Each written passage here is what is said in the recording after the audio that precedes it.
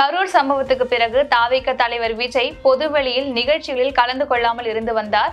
அவர் வெளியில தலை காட்டலனாலும் அவருடைய கட்சி யாருடன் கூட்டணி வைக்கும்னு அரசியல் அரங்குல அதிகமா பேசப்பட்டது. இது மாதிரியான சூழல்ல தாவேகாவின் சிறப்பு பொதுக்குழு மாமல்லபுரத்தில் கூடியது. கட்சியின் அடுத்த கட்ட செயல்பாடுகள் குறித்து பொதுக்குழுவில் ஆலோசிக்கப்பட்டது. இதில் 2000 பேர் கலந்து கொண்டார்கள். 12 தீர்மானங்கள் நிறைவேற்றப்பட்டது. அதில் கோவையில் கல்லூரி மாணவி பாலியல் வன்கொடுமை செய்யப்பட்டதை கண்டித்து ஒரு தீர்மானம், பள்ளிக்கரணை சதுப்பு நில பகுதிகளை பாதுகாக்க வலியுறுத்தி ஒரு தீர்மானம், சிறப்பு வாக்காளர் பட்டியல் திருத்த பணியை நிறுத்திவிட்டு பழைய முறையை தொடர வேண்டும் என ஒரு தீர்மானம். இது மட்டும் இல்லாமல் 2026 தேர்தலில் கூட்டணி உள்ளிட்ட அனைத்து முடிவுகளையும் எடுக்க விஜய்க்கு அதிகாரம் அளித்தும் முதலமைச்சர் வேட்பாளராக விஜயை அறிவித்தும் தீர்மானம் நிறைவேற்றப்பட்டது. இதனால் தங்களது கூட்டணிக்கு விஜய் வருவார் என எதிர்பார்த்த அதிமுக மற்றும் பாஜகவின் எண்ணங்கள் பொய்த்து போய்விட்டது.